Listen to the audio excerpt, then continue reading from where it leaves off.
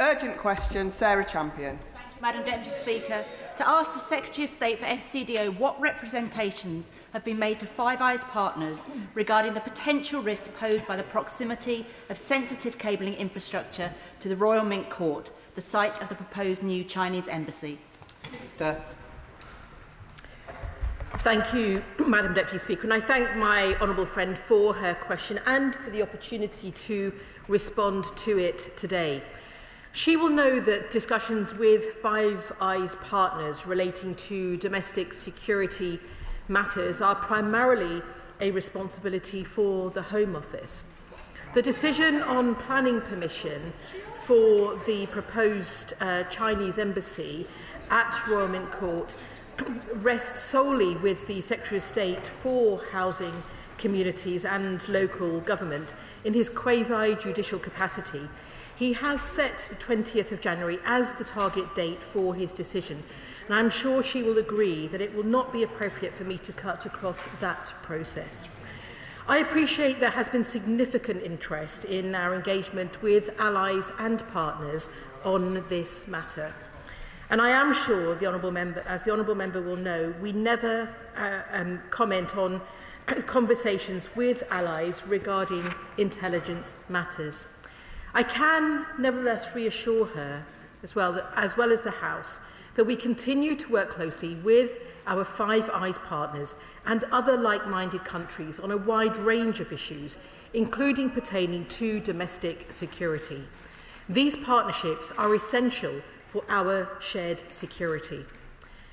We've been consistently clear that national security is the first duty of government, and it has been our core priority throughout the embassy process, with the close involvement of the security and intelligence agencies. Our intelligence services have been involved throughout, and a range of measures have been developed and are being implemented to protect national security. The Home Secretary and Foreign Secretary also publicly identified two issues: consolidation of China's diplomatic estate in London and public access, which would require resolution before a decision could be made. In November, they wrote to confirm that appropriate resolutions to those issues had been reached. As the Director General of MI5 commented last month, our security services have over a century of experience in managing the risks that arise from foreign embassies on UK soil, and I have full confidence in their ability to do so effectively. Sarah Champion. Thank you, Madam Deputy Speaker. I hear what the Minister has said, but I'm not reassured, and neither are our partners. We've now had interventions from the Dutch Government, Swiss Parliament, Swedish Parliament, and 2 interventions from the White House about the risks that pose to UK infrastructure by the cabling that runs along the Royal Mint Court. Last year, a minister said reports regarding the cables were inaccurate. So does the Minister believe this to be the case still? I understand that we are now briefing Five Eyes partners that, I quote, no sensitive government data is transmitted through these cables. Will the Minister confirm this? And, Madam Deputy Speaker, surely that line is a tacit admission that financial services based in London could be affected by Chinese proximity. Minister, what were the mitigations MI5 and 6 suggested to avoid espionage risks, and will their implementation be conditional for planning approval? I remind the House that the US has confirmed 3 major infrastructure hacks in the past 18 months, while we have faced hacks on the Electoral Commission, Foreign Office and parliamentarians, to name just a few. A Chinese mega embassy in the heart of London is an issue of national significance, not purely planning as the government tries to present it. Combined with the heightened risk to dissidents, campaigners and the wider public, is this really a risk we should be taking? Can the Minister offer reassurance to my British Hong Kong constituents that transnational repression will not increase if this mega embassy is approved? Once planning is given, we cannot take it back. We will have lost control.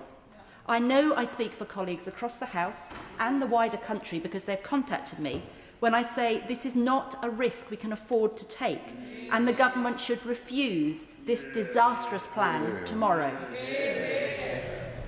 Minister. Let me thank my honourable friend for her remarks, and just to reiterate again that our intelligence services have been involved throughout, and a range of measures have been developed and are being implemented to protect national security. She also will know that the government is still to make a decision, and that planning decision will be made independently by MHCLG ministers on planning grounds. It is also important to recognise that we have set clear red lines as well through this process, and that has included, as I have referenced, for example, the consolidation of the diplomatic presence of China from 7 buildings to 1, which will also have security benefits.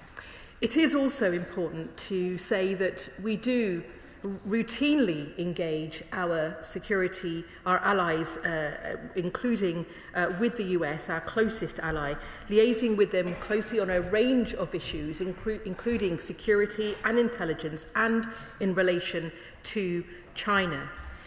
And it is important to recognise that we do that routinely, recognising also that it's important to discuss national security factors we may consider, and also to perhaps respond to my honourable friend's comments in relation to transnational repression. She will know that the UK government will not tolerate any attempts by foreign governments to coerce, to intimidate, to harass or to harm their critics overseas, especially in the UK. And we continually assess potential threats in the UK and take the protection of individuals' rights, freedoms and safety very seriously. Shadow Minister Alicia Kearns. Thank you, Madam Deputy Speaker, and can I congratulate Member for Rotherham on her question. One could be excused, Madam Deputy Speaker, for feeling this is Groundhog Day, because once again the House is gathered to share our collective concern about plans to approve the Chinese Communist Party's mega embassy, and once again the Home Office has declined to answer. Now, I did consider rereading my speech from last week, but as I hope we'll get some answers, I've gone back to the drawing board. Now, the Chinese Communist Party plans are not normal diplomatic renovations, and it would be laughable to suggest they are when they are taking place at this location. Had the Minister seen these unredacted plans before their publication? And can she genuinely say she has no concerns if her government approves this shadowy network of 208 secret rooms? Now, given claims that the government and ministers had not seen these plans until last week, surely the government needs time to review them. So can the minister confirm there will be a delay to the decision due tomorrow? Because no one would seriously suggest that in the week that has passed, the government has identified all the mitigations needed to protect our cables and mitigate against these secret rooms. Now, the government has so far shielded itself behind the mundane language of planning policy, but this is not a normal application. So can the minister confirm whether our allies have been consulted on the unredacted plans, and if so, who? And whether UK government officials have previously denied the existence of these cables to the United States in discussions? Now, last week I asked whether the Chinese Communist Party's ambassador had been demarched and forced to explain his party's duplicity in their application. The minister declined to answer. It's now been a week. Has the minister, not officials, finally found time to prioritise national security and haul in the Chinese ambassador? And if not, why not? And what message does that send to China? Now, not once has this Labour government demarched the Chinese ambassador since they came to power, despite cyber attacks, putting spies in this place and putting bounties on the heads of Hong Kongers. What does the Chinese Communist Party have to do for this government to defend us and act to deter future hostile acts? The government tells us security concerns have been addressed, including ones they only knew about a week ago. Tell us how. Finally, Madam Deputy Speaker, the Prime Minister has not yet publicly confirmed his vanity visit to Beijing. Has the Chinese Communist Party made approval of the new embassy contingent on the visit going ahead? The government has a duty to protect our country. Without national security, there is no economic security. This House clearly speaks with one voice on this issue, and that voice says no. So will the government join us or will they choose a dereliction of their duties? Minister. Thank you, Madam Deputy Speaker, and may I also thank the Shadow Minister for her remarks. In relation, firstly, to the Prime Minister's visit, any Prime Ministerial or ministerial travel will be confirmed in the usual way. But it is right, and we are clear, that the planning decision is an independent one for the Secretary of State, for the Ministry of Housing, Communities and Local Government to take independently, and that decision is made in a quasi-judicial capacity. It is also important to say that the decision on the embassy will be taken in the proper way, regardless of any attempts at pressure from anyone, and we have been clear throughout that it is a planning decision for MHCLG ministers. It is important also to recognise that national security is the first duty of government, and I know the Shadow Minister will understand that more than anyone with her own background, and we will always act to protect it. It is taken extremely seriously by the Home Office and the Foreign Office. And indeed, it will be important that we continue to make sure we have conversations, as we do routinely, with our allies, and to recognise that it's important to have those conversations, as we do regularly with the US, to take into account security and intelligence that we also share on a routine basis, and that we do in relation to China. And that is important because, as I've already mentioned in this debate, where there are concerns about national security, it is important that our intelligence services are involved throughout, and there's a range of measures that have been developed and are being implemented. And I'm sure that these are matters that will continue to be part of the debate, and also I'm sure that the Security Minister will address further. But I do want to mention that it is important that we continue to make sure that there is that focus on security, and in relation, as I've said as well, to concerns about those who may experience attempts under transnational repression, that we continue to make sure that we stand up for the safety and security of all of our people in the United Kingdom. Rishinara Ali. Thank you, Madam Deputy Speaker. My honourable friend will be aware that the site of the proposed embassy is in my constituency. I have relayed the concerns of my constituents on a number of occasions to the government. They are concerned about, first of all, the security issues, the human rights record of the Chinese government, and also local disruption as a consequence of the development, which my honourable friend will be well aware of in terms of the concerns that have been highlighted on a number of occasions, including statements in the House.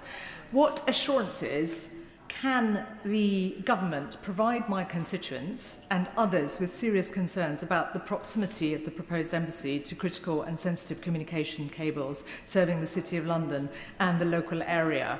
I'd be grateful for her in taking that into account. Minister. Let me thank my honourable friend, and I know that she has raised her concerns on a number of occasions previously also.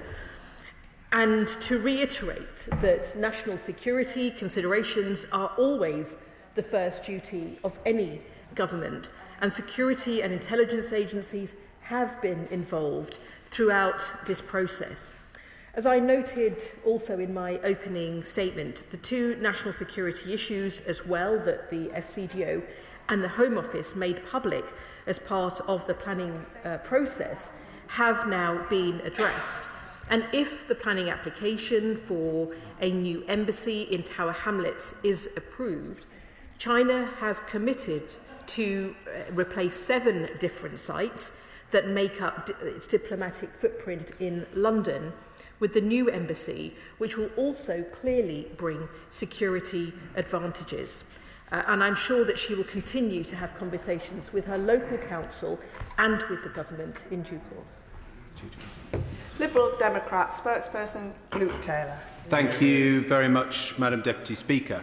The Liberal Democrats have made very clear from the beginning of this saga the approval of China's supremacy would be a terrible betrayal of those Hong Kongers who moved to the UK to escape the very repression which the government is now inviting to their doorstep. The government must halt this application and summon the Chinese ambassador to make clear that we will not accept Beijing's efforts to spy on our parliament, nor to intimidate and harass Hong Kongers in our community. Now, on the specifics of the application, in 2018, in a letter, the then Foreign Secretary Boris Johnson granted diplomatic status to the Royal Mint Court. That letter made no mention of a condition surrounding planning permission. And under Section 1 of the Diplomatic and Consular Premises Act 1987, this represents a fulfilment of the condition to provide express consent. 8 years later, we're now being told that this consent was somehow conditional on planning permission, based on a secret note verbale from May 2018, which has not been published. So, will the government release that note verbale, which is the only evidence that diplomatic status was provided conditional on planning permission, and therefore that this application was not prejudged by the government? Minister. I thank the honourable member for his question, and it is important to recognise and to also agree that the decision to provide China with the consent to use the Royal Mint as diplomatic premises was made in 2018 by the previous government under a former Foreign Secretary, Boris Johnson, and was subject to planning permission, and China purchased the site on that basis. And it is important to say as well that that is also what my colleague Baroness Chapman has also shared, and it is important to recognise that this will be an independent decision. It is an independent decision that will be made by MHCLG through a quasi-judicial process. Graham Stringer. Thank you, Madam Deputy Speaker. I think I heard my honourable friend say clearly that the government wouldn't stand for coercion by the Chinese diplomatic service. Has the Foreign Office not been looking at what's been going on over the last 10 years?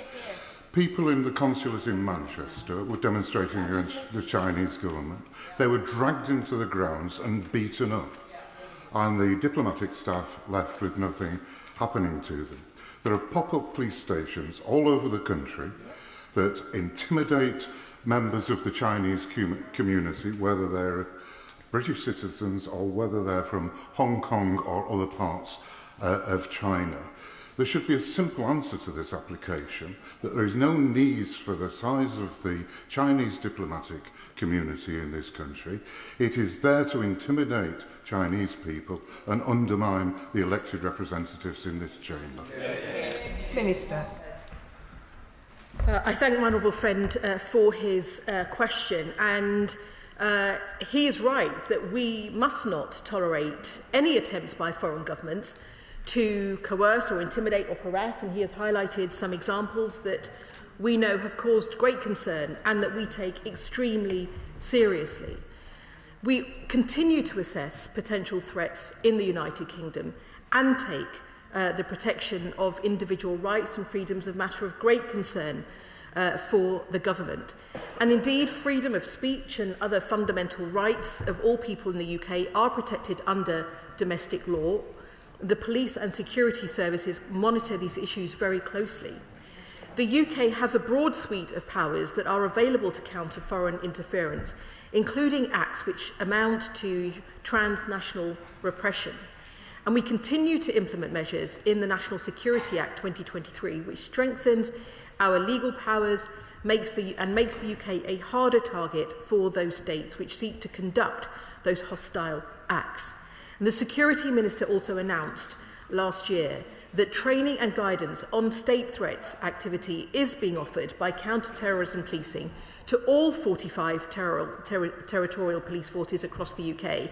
This will enhance the ability of frontline police officers and staff in the identification of state-directed crimes and the actions that can be taken and must be taken to escalate and mitigate this activity.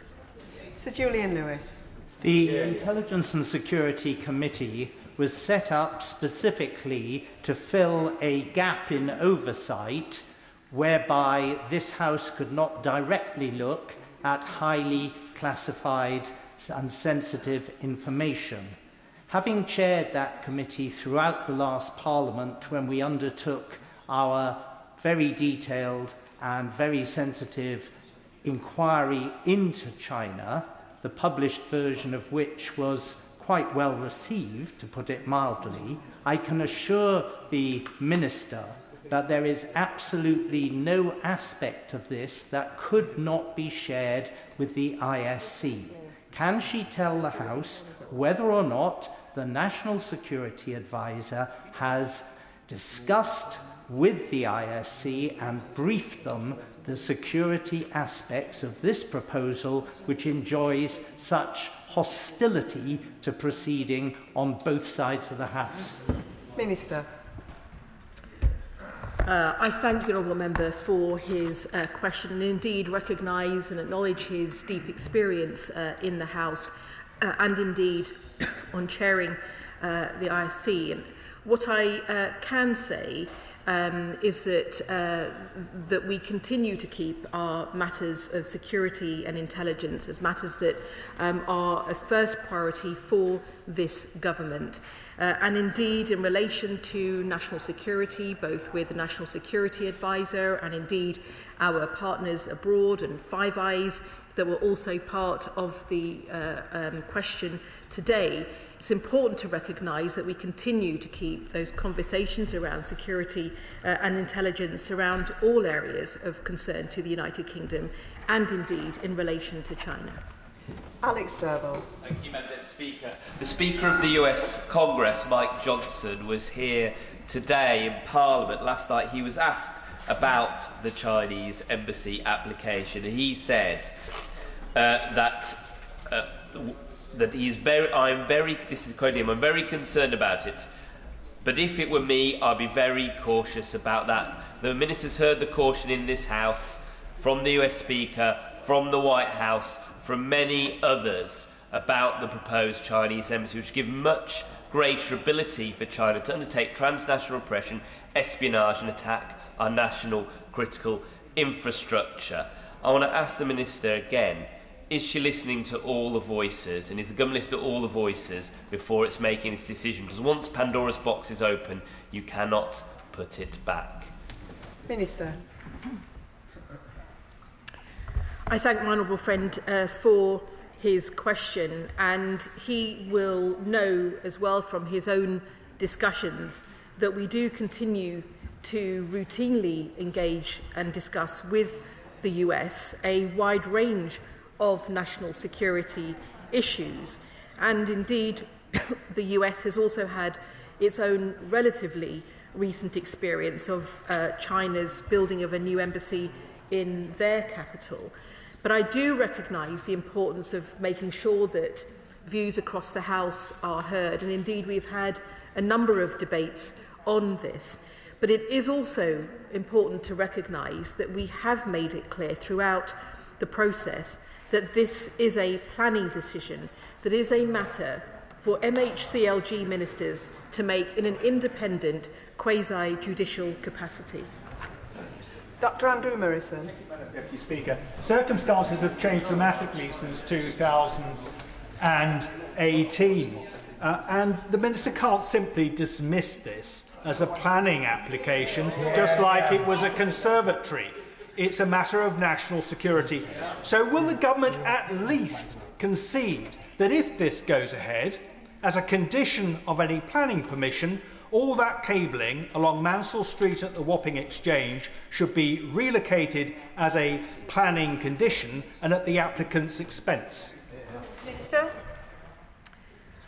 I thank the honourable member for his question, and I will just mention that our intelligence services have been involved throughout the process and indeed advising on a range of measures that are being implemented to protect national security. And it may be useful also to mention, and indeed for the right honourable gentleman, that we have engaged with the Intelligence and Security Committee as well on this matter, and most recently as part of a cross-HMG UKSC appearance before the committee on the 26th of November. James Nash. Thank you, Madam Deputy Speaker. Can I ask the Minister whether she personally shares any of my concerns that the proposed so-called mega embassy risks becoming not only an excessively large diplomatic site, but a focal point for intimidation and surveillance of Hong Kongers and members of the Chinese, Uyghur and Tibetan diaspora, over 700,000 people in total, given we know China's track record of transnational repression, such as million-dollar bounties on UK Hong Kongers? If not, why not? And if so, how is this being prioritised in the decision-making process? I thank my honourable friend for his question, and I will make two comments in response. I think, firstly, to mention that the UK does have a broad suite of powers, important powers, available to counter any foreign interference, and that it is extremely important that we see our security services and law enforcement agencies are armed with the tools that they need to deter, to detect and to disrupt modern-day security threats. And indeed, as the Security Minister announced in March last year, training and guidance on state threats activity is now being offered by counter-terrorism policing to all 45 frontline or territorial police forces. Just to finally make one comment, that in relation to the planning application, there is clearly in any replacing of 7 different sites a security advantage if we see that China's replacing of as its commitment to replace those 7 different sites will make up one diplomatic footprint in London with that new embassy. Richard. Speaker, following on from my right honourable friend, the member for New Forest Sea, I too would be very surprised as a co-author of the Intelligence Committee's report into China if the National Security Advisor had not been seen by the committee on such an important issue. The Director General of the Security Service gave a speech some time ago when he spoke about China using a whole-of-system approach. Can I encourage the government to do the same when it comes to our own national security and to deliberately juxtapose planning with national security and ensure that our nation is kept safe? But one easy way for the government to act to ensure that we are safe from the malign influence of Chinese spies operating in this country is to ensure the number of diplomats at the new embassy, which is going to be the largest Chinese mission in Europe, is commensurate with the number of diplomats in China, UK diplomats in China. Minister. I thank the honourable member for his question, and indeed it is right to say that national security is the first duty of government. We will always act to protect it, and it is a matter of great concern for the FCDO and also for the Home Office. And it is indeed also right to say that the UK does have control over the number of diplomats in the United Kingdom, as per the Vienna Convention on Diplomatic Relations. And we follow our legal obligations just on this matter, and indeed have robust systems in place to ensure that any diplomatic positions at the Chinese embassy must be approved on a case-by-case basis. Bobby Dean. Thank you, Madam Deputy Speaker. I think this chamber has grown tired of the government's insistence of framing this as a mere planning application, a quasi-judicial process that national government can do nothing about. That is simply not the case. This is a test. It is a test of this government's resolve in standing up to the threat that China poses to the UK. Now, the Prime Minister clearly thinks that handing this gift over to the Chinese in Beijing will strengthen his hand in trade negotiations. I believe that China will just smell weakness. So I challenge the government, reject the mega embassy, cancel that visit, and don't go back there until they get Jimmy Lai back on these shores.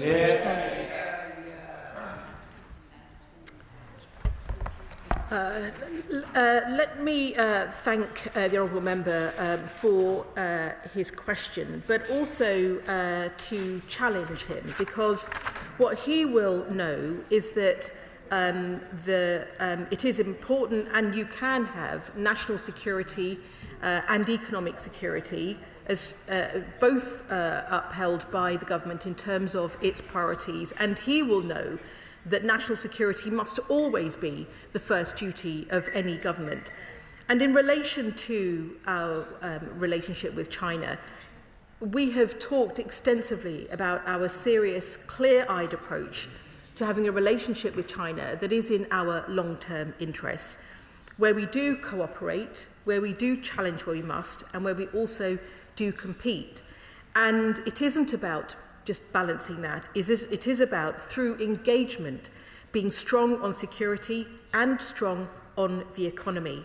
And he will also know that with China being the world's second largest economy and the UK's third largest trading partner, that not engaging is no choice at all. Sir Desmond Swain. Madam Deputy Speaker, the urgent question for the Honourable Member for Rotherham, which Mr Speaker granted, explicitly refers to our Five Eyes partners. The first thing that the Minister said when she got to her feet was that she could not answer any question of the Five Eyes partners because that was her Home Office responsibility. Why did she come? Did she argue with those who sent her? Did she say, "Baggy, not me, I can't answer that question"? The fact that she came, willingly or unwillingly, frankly, is an insult to this House. Minister.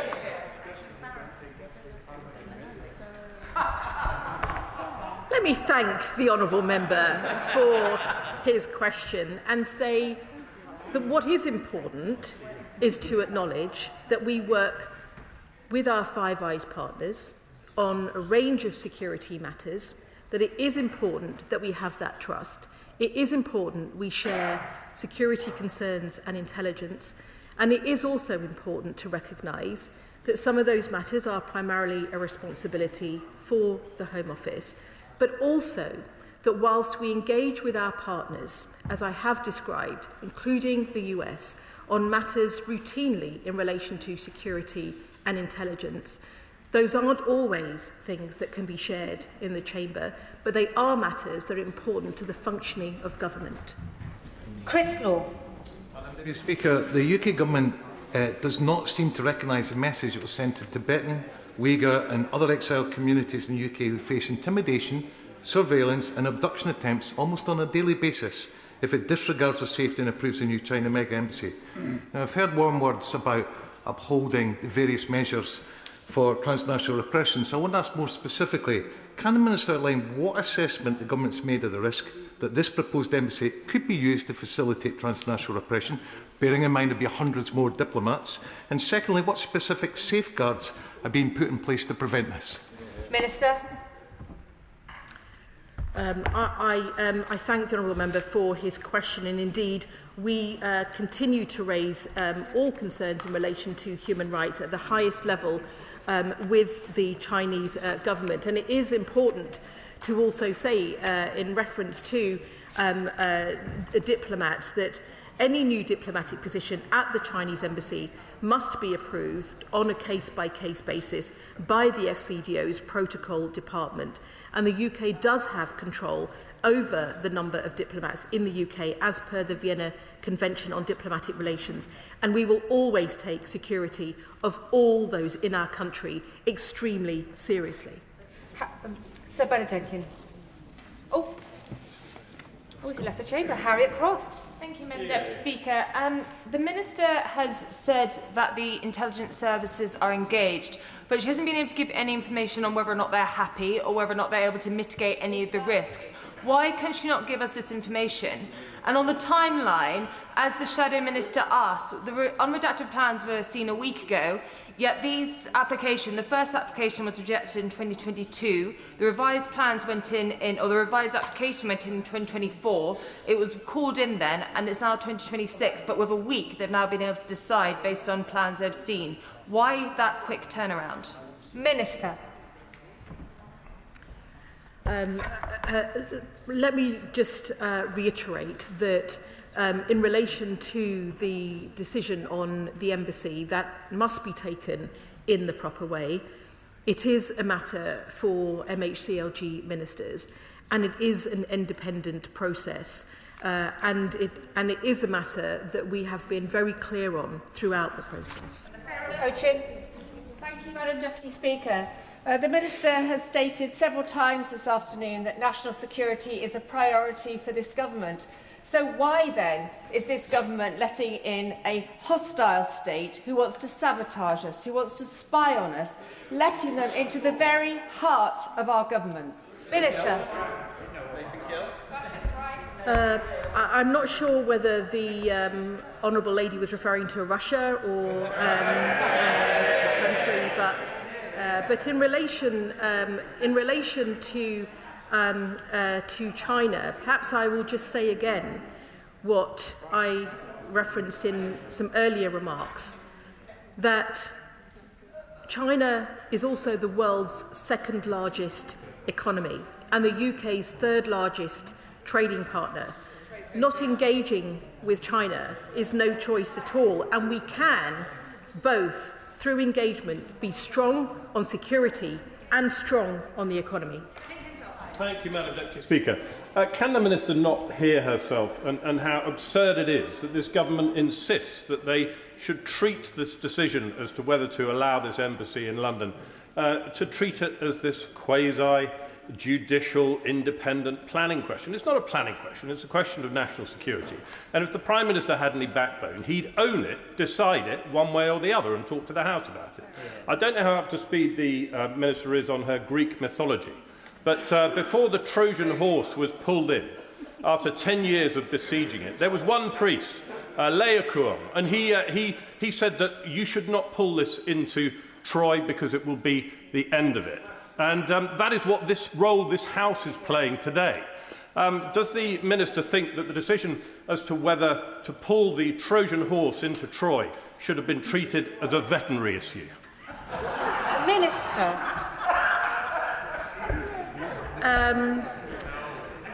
Well, I thank the honourable member for his lesson in Greek mythology, most of which I am familiar with. But perhaps I will just say this to him, that it's important to have a serious debate in relation to our relationship with China. And it is also important to continue to have a consistent and pragmatic approach to our engagement. I've already referenced how China is also our third largest trading partner. But it is also the case that all G7 nations engage with China economically and diplomatically. And it is important that we continue to do so. Mr. Speaker, foreign interference in British politics is of enormous concern to most of these benches following the conviction of Reform politician Nathan Gill, who betrayed our country for a genocidal Russian dictator. The government announced the Rycroft review to investigate foreign interference in response, including by China. So will the government delay the decision on the super embassy until the Rycroft review has reported? Minister.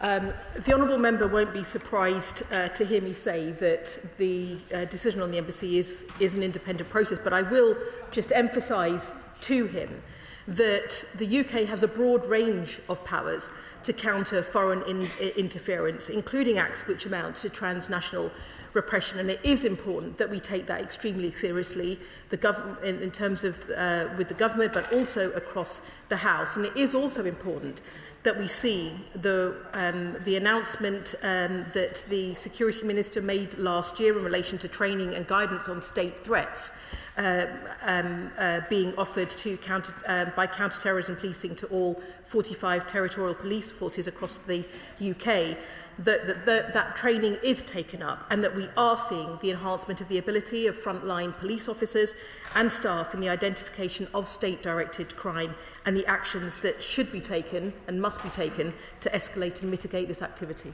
Final question, Jim Shannon. Thank you, Madam Deputy Speaker. Can I thank the Minister very much for her answers?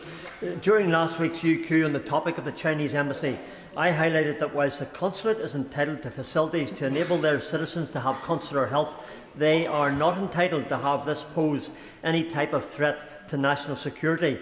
The information provided this morning again demonstrates the potential that there is for risk for our national security. So will the Minister not take the steps well within government's power and grasp to act in the national interest and make clear that the consulate, as proposed, is not necessary to carry out consulate functions and will therefore not be acceptable? Thank you. Minister. I thank the honourable member for his question, and it is important to emphasise again that national security is the first duty of government, and we will always act to protect it.